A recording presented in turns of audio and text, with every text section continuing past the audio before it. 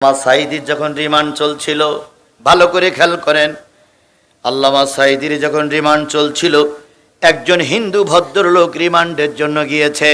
রিমান্ডে যে কত কষ্ট যারা গেছে তারা ছাড়া বলতে পারবে না। 1000 পাওয়ারের একটা বাল ছোট্ট ঘরের ভিতরে আল্লামা সাঈদীর মাথার পরে দিয়ে রেখেছে। আল্লামা সাঈদী বললেন, আমাকে একটু উজু করার পানি দাও। হিন্দু ভদ্রলোক উজু করার পানি দিলেন। উনি 2 রাকাত সালাতের নামাজ আদায় করলেন। 2 রাকাত নামাজ আদায় করলেন। নামাজে যেয়ে সুবহানা রাব্বিয়াল আলা বলে নিজের জীবনের সকল কৃতকর্মগুলো, ভালো মন্দ কাজগুলো মালিকের কাছে বলতেছিলেন সেজদার মাধ্যমে। আর সেজদা বান্দা যখন সেজদা করে, আল্লাহর বান্দার ভিতরে কোনো পার্থক্য থাকে না। হিন্দু ভদ্রলোক বাড়ি বরিশালে, আমি তার মুখে কথাটা শুনেছি। তিনি বলতেছেন, ও আমার জাতি, আমি যখন আল্লামা সাঈদী রিমান্ডে গেলাম, যাই দেখি তিনি সেজদায় পড়ে পড়ে কার সঙ্গে যেন কথা বলতেছে। ওরা তো নামাজ বোঝে না, ওরা চিন্তা করতেছে কার সঙ্গে কথা বলতেছে। উনি ফিরে এসে নিজের রুমে বসলেন। উপরের থেকে স্বরাষ্ট্র মন্ত্রণালয় থেকে ফোন আসলো, রিমান্ডের খবর কি?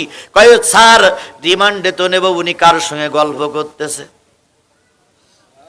স্বরাষ্ট্রমন্ত্রী সবসময় দেখলি মনে হইতো এইটি বেশি মদখোর। বড় বড় চোখ না ভাই, বড় বড় চোখ। এই বলতে বলতেছে, আরে ও তো সাইড দেওয়ালের বন্দি, গল্প করবে কার সঙ্গে?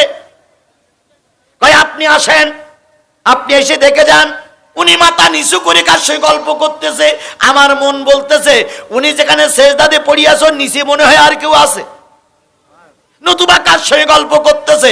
আসলে গল্পটা হচ্ছে কার সাথে? আল্লাহর সাথে। আল্লাহ রাব্বুল আলামিন বলেছেন, আস-সালাতু মিরাজিল মুমিনিন। মুমিন যখন নামাজে দাঁড়িয়ে যায়, আল্লাহর সঙ্গে তার কথোপকথন হইতে থাকে। অনেকক্ষণ ধরে আল্লাহর সঙ্গে কথা বললেন। এরপরে আল্লামা সাঈদী মালিকের কাছে মোনাজাত করতেছে, মালিক, জীবনে কম বেশি ত্রুটি হয়ে গেছে, ক্ষমা করে দাও। তুমি তো জানো সেই স্বাধীনতার সময় কোনো কাদামাটি আমার গায়ে লাগেনি। তুমি তো জানো কোনো হিন্দুর বাড়িতে আমি আক্রমণ করিনি। দুনিয়ার কেউ না জানলে মালিক তুমি জানো। এই বরিশালের হিন্দু ভদ্রলোক আবার গেছে, যাইয়ে দেখে এবার কাঁদতেছে। স্বরাষ্ট্র মন্ত্রণালয় থেকে ফোন দিল, কি খবর?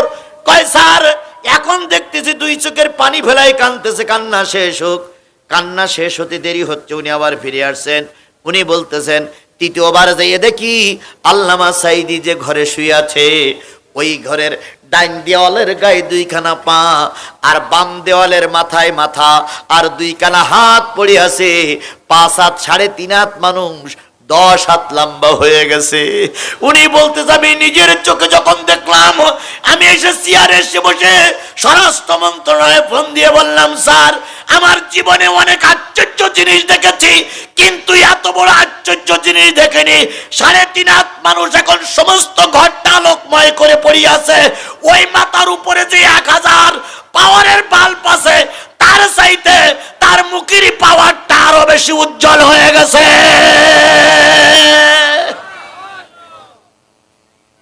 সুতরাং আমার চাকরি থাক আর যাক, আমি ওনার কোনো রিমান্ড নিতে পারবো না।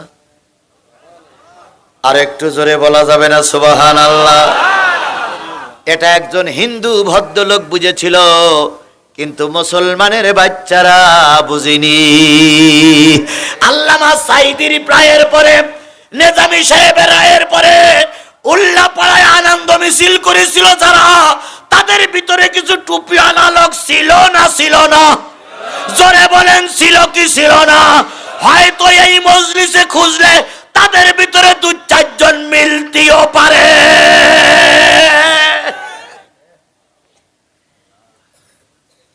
সেই আনন্দ মিছিলে 2-4 জন টুপিওয়ালা এখানেও আছে। সেদিনকে বলেছিল আল্লাহ মাওলানা সাঈদী, তুই রাজাকার, তুই রাজাকার। দন্তন্নয়তে নেজামি, তুই রাজাকার, তুই রাজাকার। কথা বলেন ঠিক না বেঠিক? ওরাই সেদিন ফাঁসির দাবি করেছিল। আবার আজকের মাহফিলে ওরাই বাইক ধরেই বলে, বাংলাদেশ জামাত ইসলামের ক্ষমতায় দেখতে চাই। ক্ষমতায় দেখবা, তুমি নেজামির ফাঁসি দিয়েছিলে, তুমি ক্ষমতার কি দেখবা দুলা ভাই? তবে হ্যাঁ, আমরা আপনাদের শত্রু মনে করি না, আমরা আপনাদের শত্রু মনে করি না। গতকালকে একটা ছবি আপনারা দেখেছেন, ডাক্তার মোহাম্মদ শফিকুর রহমান, উনি একটা সমাবেশে যেয়ে একটা প্রতিবন্ধী লোকের সঙ্গে দেখা হয়েছে। প্রতিবন্ধী পাক, নুলো পাক, উনি ওনাকে ডেকে নিয়ে সবুজ কালারের, এরকম সবুজ কালারের একটা জামা তার গায়ে, উনি ওনাকে ডেকে নিয়ে হাজারো মানুষের সামনে, লক্ষ মানুষের সামনে জড়াই ধরলেন। প্রতিবন্ধী মানুষটার কপালে চুমো দিয়ে বলেছে, ভাই তুমিও আল্লাহর বান্দা, আমিও আল্লাহর বান্দা।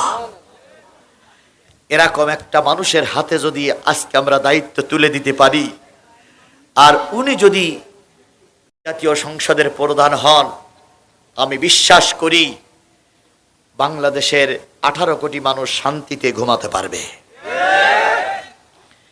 দেবেন কিনা ওটা আপনাদের ব্যাপার, করবেন কিনা ওটা আপনাদের ব্যাপার। বাংলাদেশ জামাত ইসলামী ক্ষমতায় যাবে কি বিএনপি ক্ষমতায় যাবে, ওটা আমার ব্যাপার নয়, ওটা আল্লাহর রহমত আর জনগণের ব্যাপার। কথা বলেন ঠিক না বে ঠিক? তবে বিএনপি আমার ভাই, জামাত আমার ভাই। জামাত বিএনপির আন্দোলনের মুখে, ছাত্রদের আন্দোলনের মুখে শেখ হাসিনার পতন হয়েছে। আমরা কোনো অবস্থায় ময়দানে দুইজনের প্রতিপক্ষ হতে চাই না। আমরা সকলে মিলেমিশে দেশ স্বাধীন করতে চাই।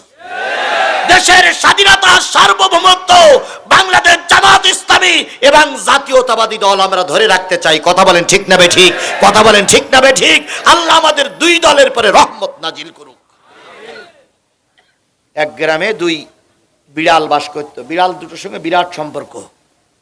হঠাৎ করে এক বাড়িতে রুটি টেবিলের উপরে রেখেছে, বড় রুটি, দুই বিড়ালে এক রুটি নিয়ে আসছে, এনে গাছতলায় বসে বলতেছে, ভাই ভাগ না করিতে খাওয়া যাবে না। বুঝলেন? ভাগ না করিতে খাওয়া যাবে না, তা ভাগ কর। তা বিড়াল বলতে, ভাগ করতে গেলি তো সমস্যা, কি করে ভাগ করি বলদিন তো? এক স্বাভাবিক ভাগ করি, তুই অর্ধেক খাই, আমি অর্ধেক খাই। মগ ডালে বসেছিল বানর। বানর চিন্তা করতেছে ওদের মাঝখানে আমার যাওয়া লাগবে। যে এই বিড়ালের মাথায় হাত আর এক বিড়ালের মাথায় হাত দিয়ে বলতে, ভাই রুটি ভাগ করার সমস্যা তাই না ভাই? তা বলতেছে, হ্যাঁ। কাছে এটা দাড়ি পাল্লা নেছো। তো দুই বিড়াল যে মালিকের বাড়িতে যে কোনো কায়দায় দাড়ি পাল্লা নিয়ে আসে, বুঝেন একটু। তো দাড়ি পাল্লা আনার পরে বানর এবার দাড়ি পাল্লায় তুলেছে, রুটি ভাগ করি। এখন একদিকে ইচ্ছা করে একটু বেশি দেছে, আর একদিকে একটু কম দেছে। দেওয়ার পরে বানর বলতে, এই যে ভাই এদিক যে বেশি হয়ে গেছে। তো বানর এবার খাওয়ার নাম করে উঠতে একটু বেশি করে খেয়েছে। খেয়ে দাড়ি পাল্লায় দেওয়ার পরে এদিক বেশি হয়ে গেছে। তো বলছে, ভাই এদিক যে বেশি হয়ে গেল, তো ওদিকটা একটু বেশি করে খেয়েছে। এবার এদিকে একটু বেশি হয়ে গেছে। এইভাবে করে এদিক বেশি ওদিক বেশি, এদিক বেশি ওদিক বেশি করতে করতে রুটির 12 আনা খাওয়া হয়ে গেছে। দুই বিড়াল কিন্তু ভাগ করা দেখতেছে ভালো, যে বানর দাড়ি পাল্লায় ভাগ করছে, তাহলে ভাগ নিশ্চয় সূক্ষ্ম হবে, ভাগ নিশ্চয় সুস্থ হবে। খানিকক্ষণ পরে যখন 12 আনা বানরের খাওয়া হয়ে গেছে, তখন দুই বিড়াল বলতেছে, ভাই আর 10 মিনিট যদি বানরের কাছে রুটি ভাগ করতে দিস, তাহলে কিন্তু যেটুকু আছে ওটুকু খেয়ে ফেলবে। তো বানরের দাড়ি পাল্লার বানরের পাছায় লাথি মার, যেটুকু আছে আমরা দুইজন ভাগ করি খাই, ওর আর ভাগ করা লাগবে না। কথা বুঝেছেন আমার কথা? বুঝেছেন আমার কথা? বুঝেছেন? দেশ নামক এই রুটিটারে বিএনপি এবং জামাত ইসলামী যে কায়দায় হোক রক্ষা করেছে। কথা বলেন ঠিক না বেঠিক? এখন বানর নামক ভারতের কাছে আমরা এই রুটি ভাগ করতে দেব না। বানর নামক জাতীয় পার্টির কাছে আমরা এই রুটি ভাগ করতে দেব না। বানর নামক আওয়ামী লীগের হাতে আর রুটি ভাগ করতে দেব না। আসুন বিএনপি এবং জামাত আমরা নিজেরাই ভাগাভাগি করে দেশ নামক রুটিটারে রক্ষা করি। আমরা এই বানর নামক মোদির হাতে আমরা যাব না, যাব না, যাব না।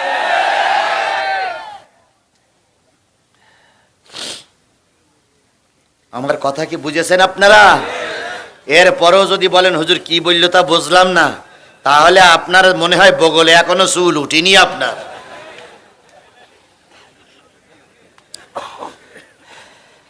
আমার ভাইরা, যে জিনিসটা বোঝাতে চাচ্ছিলাম সেটা হলো আবুল আহাবের দুই ছেলে, মনে আছে তো? নাম কি?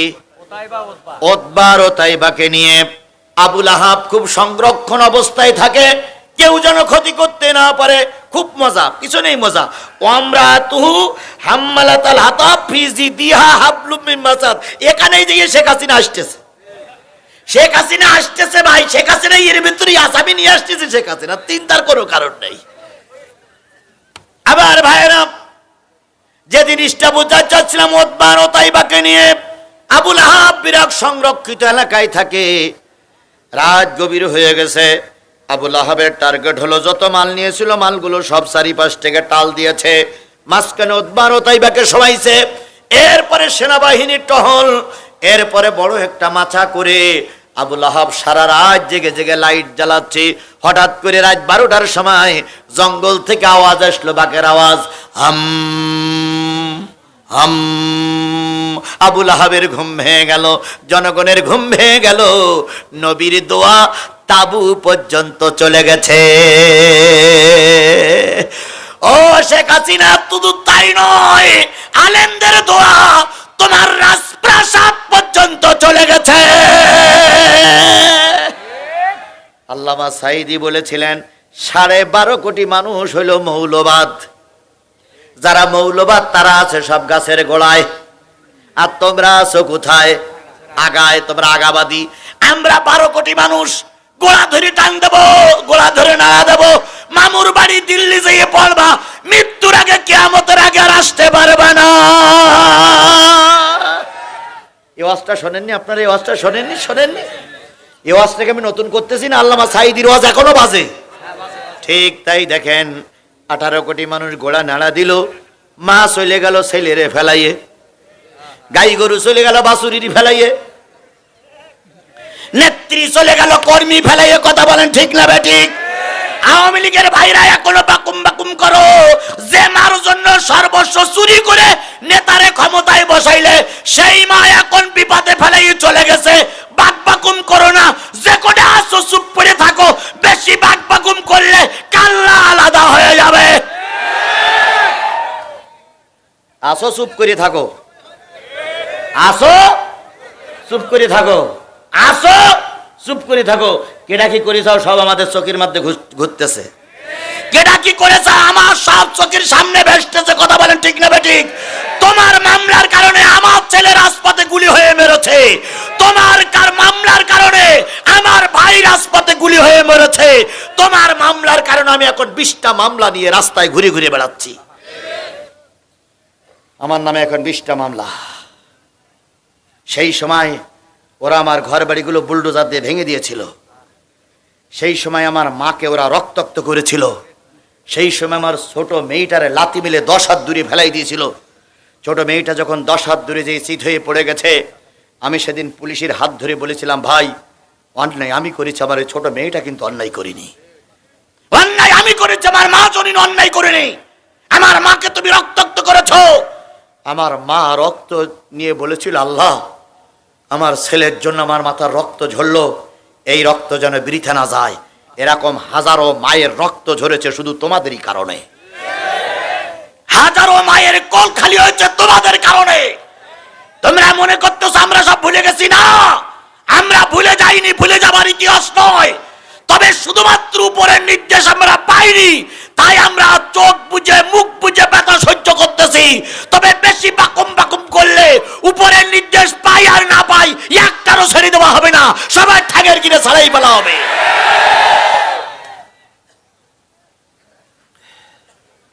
আসো চুপ করে থাকো, বেশি বাড়াবাড়ি করো না। বেশি বাড়াবাড়ি করলে আমার আল্লাহ সহ্য করে না। কথা বলেন ঠিক না বেঠিক? বেশি বাড়াবাড়ি করলে আমরা কিন্তু ওই ধৈর্যের বাঁধ ভেঙে গেলি তখন কে নিষেধ করলো আর কে হুকুম দিল এ দেখার সময় নেই, কিন্তু একদম ঠ্যাঙ্গের পাঁচটা ভেঙে ফেলবে একদম। থানা আমির সাহেব সবরের রস করে গেলেন, খান সাহেবও সবরের রস করলেন, আমাদের প্রধান অতিথি আকবর আলী ভাইও সবরের রস করলেন। মাহফিল থেকে যেয়ে দেখে দেয়ালের গায়ে পিঠ লাগিয়ে ওবায়দুল কাদের দাঁড়াই আছে। বলেন সবরের রস তখন কাজে লাগবে? সবরের রস তখন কাজে লাগবে? ওখানে ওবায়দুল কাদেরের যদি পাই কিল না মেরে বাড়ি যাবেন। কেটা কেটা হাত তোলেন তো ভাই।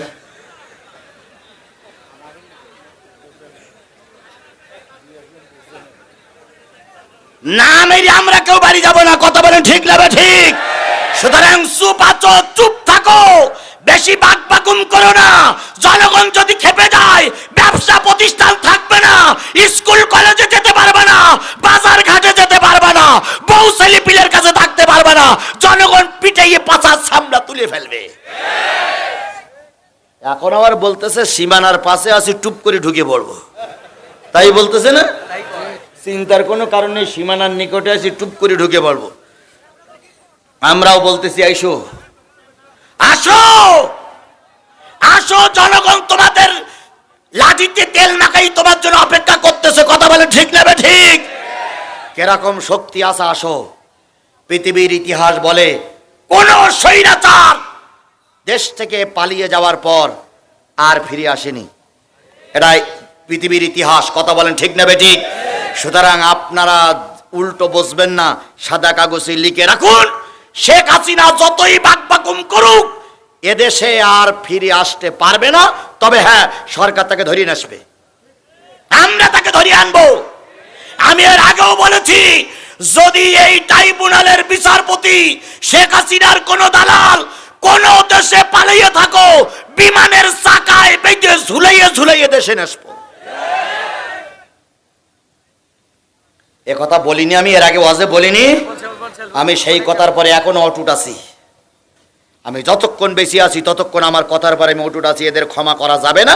তবে হ্যাঁ, সাধারণ লোক যারা চুপচাপ আসো, ক্ষমার ভিতরেই আসো।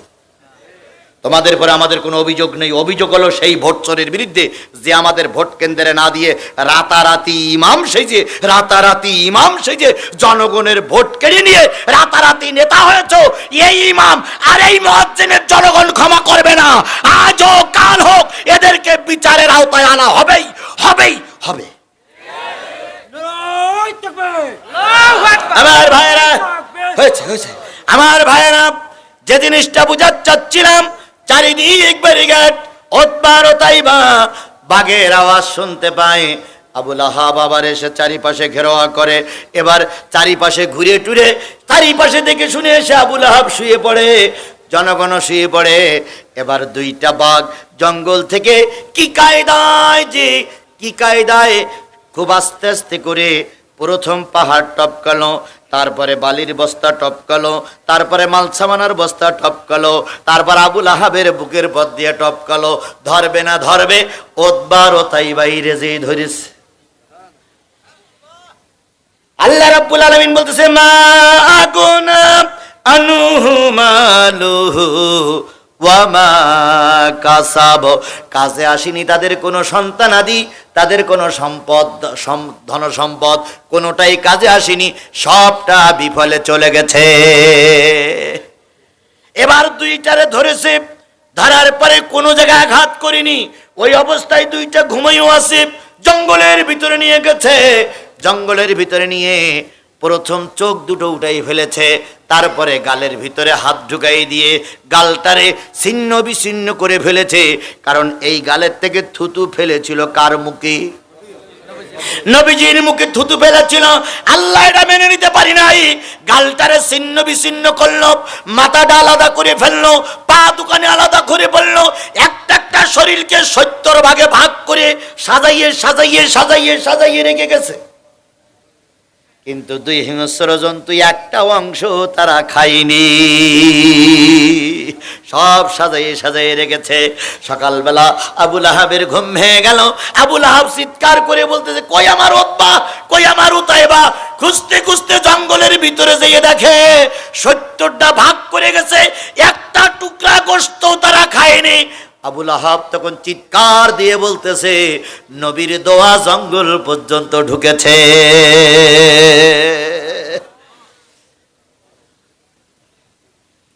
আব্দুল কাদের মোল্লার ফাঁসি, লোকটা একটু খাটো ছিলেন। সর্বপ্রথম ইসলামী আন্দোলনের নেতাদের ভিতরে আব্দুল কাদের মোল্লার ফাঁসিটাই আগে হয়েছে। ওনার ফাঁসির রায় হয়ে গেছে। ওনার সামনে আর মাত্র আধা ঘন্টার সময় দিয়েছে জেল পুলিশিরা। উনি উজু করলেন, 2 রাকাত সালাত আদায় করে যতটুকু পারলেন মালিকের কাছে কানলেন। 5 মিনিট আগে দরজা খুলে দিয়েছে।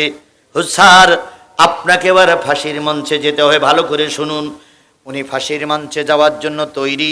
সাদা পাঞ্জাবি পরলেন, সাদা পায়জামা পরলেন। উনি সাধারণত হাঁটু পর্যন্ত পাঞ্জাবি পরতেন, কখনো গোল জামা পরতে আমরা দেখিনি। হাঁটু পর্যন্ত পাঞ্জাবি পরে ওনার চিরচরিত একটা ছোট টুপি, এমন বড় উঁচু টুপি উনি পরতেন না, ছোট একটা টুপি মাথায় দিয়ে একটু আতর গোলাপ ব্যবহার করে উনি ফাঁসির মঞ্চে যাওয়ার জন্য রাস্তায় নেমেছে।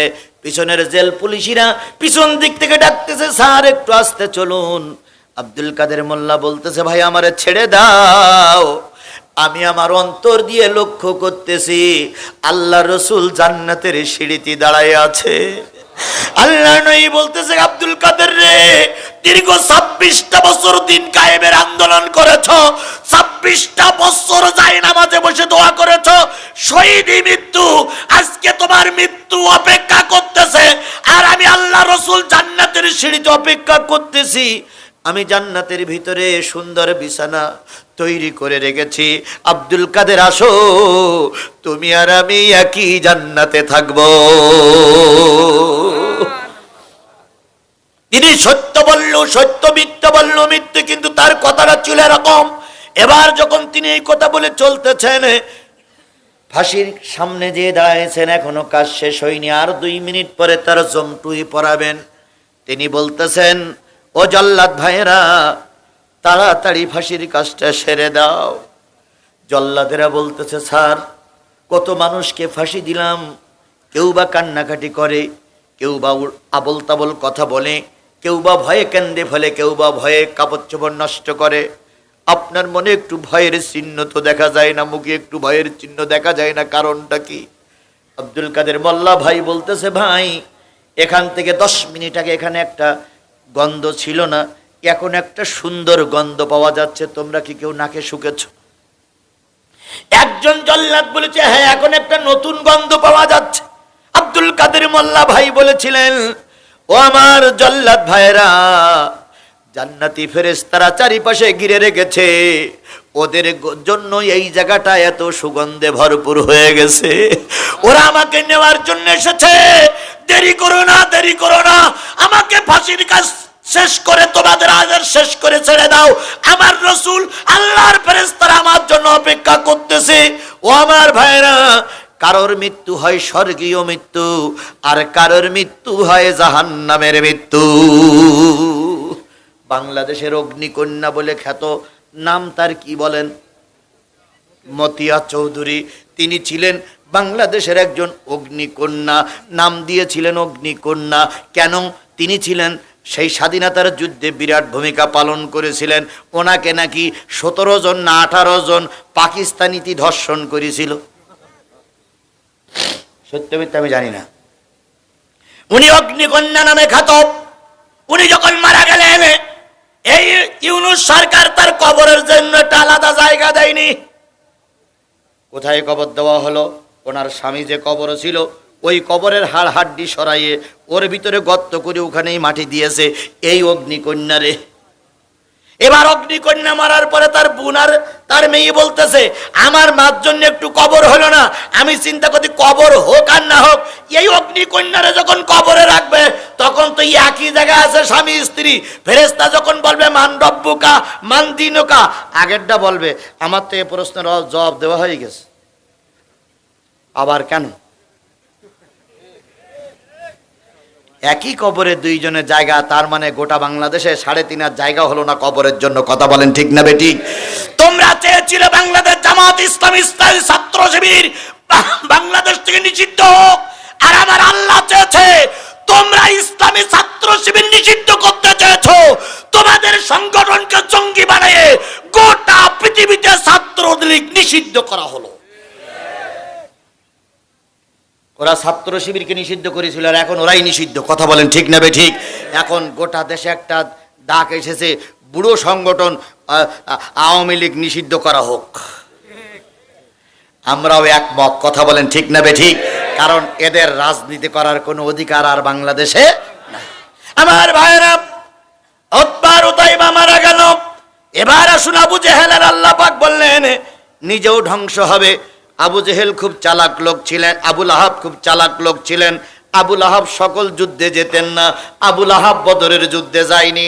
বদরের যুদ্ধে সব কাফেররা গেছে, কিন্তু আবুল আহাব বদরের যুদ্ধে যায়নি। আবুল আহাব ছিলেন বাড়িতে। হঠাৎ করে আবুল আহাবের ঘাড়ের পরে একটা ছোট্ট ফুসফুড়ির মতন ফোড়া হলো। কি হলো? ফোড়া। এই ফোড়ার থেকে ফোড়া পচে গেল, ফোড়ার থেকে ক্যান্সার, ক্যান্সারের সমস্ত শরীর আক্রান্ত হয়ে গেল। এই ক্যান্সার আক্রান্ত হওয়ার পরে যারে বলে প্লেগ রোগ, ওই প্লেগ রোগে ধরল। আবুল আহাব ওখানে মারা গেল। মারা যাওয়ার পরে তার পরিবারের লোকজন চিন্তা করলো, মারা যাওয়ার আগে তো সোয়াইসে রোগ, এ যদি বেঁচে থাকে আমাদের পরিবারের আরো 10 জন লোকের সোয়াইসে রোগ হবে। তাই সবাই মিলে আবুল আহাবকে একটা মরুভূমির অঞ্চলে ফেলাই রেখে আসলো। ওখানে সে মারা গেল। মারা যাওয়ার পর তার পরিবারের কেউ তার কবর দিতে যায়নি। শেষ পর্যন্ত প্রতিকরা যাওয়ার পথে দেখে একটা লাশ পড়ে আছে, ওরাই গর্ত খুঁড়ে ওর ভিতরে রেখে গেল। আবুল আহাবের শেষ দেখার মতন কোন লোক হয়নি। আল্লাহ বলে, আবুল আহাব তোর 2 হাত ধ্বংস হোক, তুইও ধ্বংস হবে, কারণ তুই পাথর ছুঁড়ে মারিছিস কার দিকে? এই কথা বলেন, কার দিকে? আমার আল্লাহ এটা সহ্য করতে পারেনি। বলুন তো, ট্রাইব্যুনালের প্রসিকিউশন অথবা বিচারালয়ের যে বিচারালয়ের একজন বড় একজন নেতা ছিল, তিনি সকল রায়ের ব্যাপারে সরকারের দলের একটা বড় নেতা ছিলেন। ইনি যখন মারা গেলেন, এই লোকটারও জানাজা বাংলাদেশে হয়নি। করোনায় যখন মারা গেল তখন তার জানাজা পড়ার মতন কোনো লোক হয়নি। এমনকি তার পরিবারের ছেলে মেয়ে বউ বাচ্চা কেউ দেখতে পায়নি। সকলে কাঁদতেছে যে বাবা তুই মারা গেলে তোমার লাশটা আমরা একটু দেখতে পাইলাম না। তাহলে এ খেলা কার? জোরে বলেন, এ খেলা কার? দয়া করে আমাদের কাঁদাবেন না, দয়া করে আমাদের কাঁদাবেন না। আমার জহুরুল ভাই সাক্ষী, একবার উল্লাপাড়ার একটা বন্যাকান্দির এক মাহফিলে এমন আমাদের পিছনে ওরা লেগে গেল। শেষ পর্যন্ত গাড়ি থাকলো একদিক, আমি আর জহুরুল ভাই গেলাম একদিক, আমার ড্রাইভার আর একদিক, আর তৎকালীন এমপি এবং এমপির দালালেরা সব আমাদের হন্য হয়ে খুঁজতেছিল। সেদিন জহুরুল ভাই আমার হাত ধরে কেঁদে বলেছিলেন, ভাই আজকে হয়তো আপনিও মারা যাবেন, আমিও মারা যাব। সেদিন আমরা 2 ভাই কি বলে মাঠের ভিতর দিয়ে, এরপরে নদীতে এসে দেখি নৌকা নাই, এই কি বলে নৌকার মাঝি নাই। মাঝিরে আবার কোনো কায়দায় ডেকে এনে উনি আমাকে পার করে দিয়ে গাড়ি আবার বিভিন্ন জায়গা থেকে ঘুরিয়ে আমাকে তুলে নিয়ে যখন আমি রোড পার হলাম, তখন ভাই বললেন যে ভাই আপনি কি রোড পার হয়েছেন? আমি বললাম ভাই আল্লাহর রহমতে রোড পার হয়ে গেছি। আমার কথা হলো, এই জুলুম তোমরা করেছো, আমরা কি অন্যায় করেছিলাম? আমরা কি অন্যায় করেছিলাম? আমি উল্লাপাড়ার ভোটার না, আমি উল্লাপাড়ার কোনো এমপি ক্যান্ডিডেট নয়, আমি উল্লাপাড়ার কোনো চেয়ারম্যান ক্যান্ডিডেট ছিলাম না। তাহলে আমাদের এই কষ্ট দেওয়ার পরে আমরা বদদোয়া করিনি, কিন্তু বদদোয়া না করলেও আল্লাহ ঠিকই কবুল করেছে। কথা বলেন ঠিক না বেঠিক? তোমরাই আমাকে মায়ের উঠতে দাওনি, কথা বলতে দাওনি, আর আজকে উল্লাপাড়ার মানুষ তোমাদের 132 তালাক দিয়েছে, তোমাদের আর মঞ্চে ওঠার কোনো সুযোগ নাই। সায়াসুলা নারাং যাতা লাহাবেও, অতি তাড়াতাড়ি, খুব তাড়াতাড়ি প্রজ্বলিত আগুনের ভিতরে তোমরা পড়বে। দুনিয়ার জাহান্নাম তো আছো, পরকালের জাহান্নামও তোমাদের ভোগ করা লাগবে। কথা বলেন ঠিক না বেঠিক? এবার আল্লাহ রাব্বুল আলামিন বলতে শুধু আবুল আহাব নয়, আমরা তো তার স্ত্রীও এই বিপদের সম্মুখীন হবে, তার স্ত্রী তার ছেলে মেয়েও এই জাহান্নামের ভিতরে ঢুকবে। 2-1 লোক ওঠে কেন? আর 10-15 মিনিট থাকা যাবে না? আর 10-15 মিনিট থাকা যাবে না? এখনো তো বেই লোকের পাল্লা এখনো পড়িনি। এইবার তো আমরা তো স্ত্রী পর্যন্ত আসছে, এইবার তো খেলা তো এবারেই তো শেখ হাসিনার খুনির বিচার এবারেই আসতেছে। এতক্ষণ সব পুরুষের বিচার হলো, এবার কাদের বিচার? মহিলাদের বিচার। নম্রাতু, তার স্ত্রীও ধ্বংসপ্রাপ্ত, তার স্ত্রীও জাহান্নামে যাবে। কারণ কি? হাম্মালাতাল হাতাব, এই স্ত্রী তার স্বামীর কাজে তাকে সাহায্য করেছিল। বলুন তো আবুল আহাবের স্ত্রীর নাম কি? উম্মে জামিল। উম্মে জামিল মানে কি? সুন্দরীদের মা। জামিল উন্নত সুন্দরী, আর উম্মুন মানে মা, সুন্দরীদের মা। আর আবুল আহাবের নাম ছিল হলো সুন্দরদের মা, সুন্দরদের বাবা। আবুল আহাবের প্রকৃত নাম ছিল আব্দুল উজ্জা। আব্দুল কি? উজ্জা। তার চেহারা ছিল অত্যন্ত সুন্দর, অগ্নির মতো, তাই তার নাম দেওয়া হয়েছিল আবুল আহাব। আমাদের দেশে অনেকেই কালো হোক আর ধলো হোক, অনেকেই এভাবেই অহংকার করে বেড়াতো। কি কায়দায় বলেছিল শেখ হাসিনা বলেছিল খালেদা জিয়ার আর ডক্টর মোহাম্মদ ইউনূসীর ওই পদ্মা সেতুতে নিয়ে কি করতে হবে? টুস করে ফেলাই দিতে হবে। তাই বলেছিল, টুস করে ফেলাই দিতে হবে বলেছিল না? সেদিন এই শেখ হাসিনা জানতো না ডক্টর মোহাম্মদ ইউনূস ক্ষমতার প্রধান চেয়ারে বসবে। সেদিন উনি জানতো ওনার কোনো ক্ষতি করতে পারবে না। আজকে দেখো তুমি অহংকারী, একটা জায়গা পাচ্ছ না, কি খাচ্ছ আল্লাহই ভালো জানে, কোথায় আছো আল্লাহই ভালো জানে, কোন দরবারে আছো, কোন কুড়ে ঘরে আছো আল্লাহই ভালো জানে। আর যার নামে এতগুলো মামলা দিলে তিনি কিন্তু এখন ক্ষমতার বড় চেয়ারে বসে আছে, আর খালেদা জিয়ারে সবাই স্যালুট দিচ্ছে। কথা বলেন ঠিক না বে ঠিক? খালেদা জিয়াকে সবাই সম্মান করতেছে। তাহলে মানুষকে সম্মান করতে শেখো, আল্লাহ ইজ্জত দেবে। মানুষকে বেইজ্জতি করবা, ওর চাইতে বড় বেইজ্জতি আল্লাহ তোমারে করবে। উম্মে জামিল মানে হলো সুন্দরীর মা, চেহারাও ছিল এরকম সুন্দর। আল্লাহ রাব্বুল আলামিন বলতেছে শুধু আবুল আহাব ধ্বংস হবে না, শুধু মুজিবার ধ্বংস হবে না, মুজিবারের মেয়েও ধ্বংস হবে। শুধু আবুল আহাব ধ্বংস হবে না, আবুল আহাবের স্ত্রীও ধ্বংস হবে। কেন ধ্বংস হবে?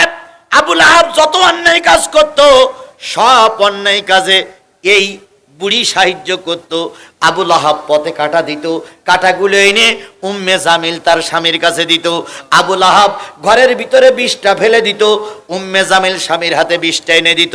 আবুল আহাব রসুলের ঘরের সামনে আগুন ধরাইতো, ওই উম্মে জামিল নাকড়ি এনে কাঠ এনে সেই আগুনকে প্রজ্বালিত করত। এই জন্য আল্লাহ রাব্বুল আলামিন বলতেছে শুধু আবুল আহাবের ছেলে, আবুল আহাবের পরিবার, আবুল আহাবের সম্পদ ধ্বংস হবে না, সেই সঙ্গে উম্মে জামিলও ধ্বংস হবে। স্বপ্ন ডেকে বাবাই বলে মাগো তুমি যাবে গিয়ে,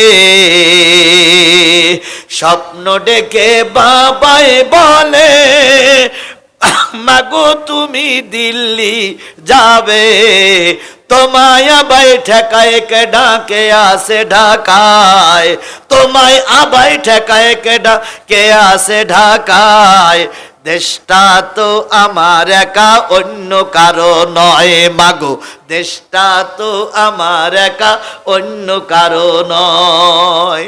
আমার কন্যা শেখ হাসিনা কাউকে সে যে ভয় পায় না,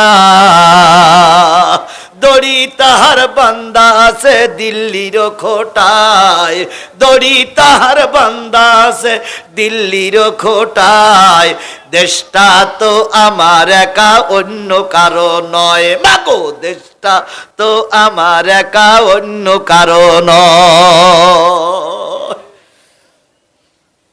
এই উম্মে জামিলির ভাই ছিল আবু সুফিয়ান, আর উম্মে জামিলের পিতা ছিল তৎকালীন যুগে জাতির পিতা যিনি, তিনি ছিলেন হার্ব।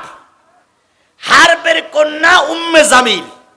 আর এই হার্ব ছিল হলো গোটা মক্কার মানুষের কাছে বিরাট এক জবরদস্ত নেতা, তাকে সেই সময় জাতির পিতা বলা হতো। হার্বের কন্যা হলো উম্মে জামিল, আর ওদিকে আবু সুফিয়ান, খুব বর্ণাঢ্য রাজবংশের লোক। ভাই মোনাজাত করবেন না? ভাই মোনাজাত, আসুন মোনাজাত করে যাই। আমি আর তো আলোচনা প্রায় শেষ, একটা আয়াত বাকি আছে, একটা আয়াত পরেই মোনাজাত করব। যুবকদের এই মাহফিল, আপনারা যদি চলে যান যুবকরা কষ্ট পাবে। কথা বলেন ঠিক না বে ঠিক? আল্লাহর কোরআনের মাহফিল আপনারা চলে যাচ্ছেন, আমি তো কোরআন দিয়েই বুঝাচ্ছি। যদি বিএনপির ভাইরা চলে যান, আমি আপনাদের বলি, আমি তো বিএনপির বিপক্ষে একটা কথাও বলিনি, বলেছি যদি জামাতের ভাইরা চলে যান, আমি তো জামাতের বিপক্ষে একটা কথাও বলিনি। যদি মনে করেন আমরা আমলিগির লোক, আপনারা আমলিগির লোক চলে যাবেন কি থাকবেন ওটা পরের কথা, কিন্তু আমি তো আপনাদের আমলিগের একেবারে জাহান্নামে ঢুকাই দেইনি। আমি তো কোরআন হাদিস দিয়ে যেটা মিলতাল হয় সেইটাই বলতেছি। কথা বলেন ঠিক না বেঠিক? সুতরাং আজকের এই মাহফিল আমাদের জীবনের শেষ মাহফিল হতে পারে। কথা বলেন ঠিক না বেঠিক? আজকের এই মোনাজাত আপনার জীবনে আর নাও আসতে পারে। যে কয়জন লোক চলে যাচ্ছেন, এই যে হেঁটে চলে যাচ্ছেন যুবক, তোমাদের মতন লোকও কিন্তু মারা যায়। তোমাদের বাপ মা কি কবরে নাই? তাহলে তাদের জন্য একটু দোয়া করে গেলে না? তার আগেই চলে গেলে। আমি নিজেই বলেছি আমার কয়টা মামলা, সবাই মিলে বলুন কয়টা মামলা? 20টা মামলা। 5 দিনের রিমান্ডে ছিলাম। তাহলে আল্লাহ রসুল বলেছেন 3 ব্যক্তির দোয়া বৃথা যায় না, তার ভিতরে একজন মাজলুম। আমি যে মাজলুম, এর ভিতরে কোনো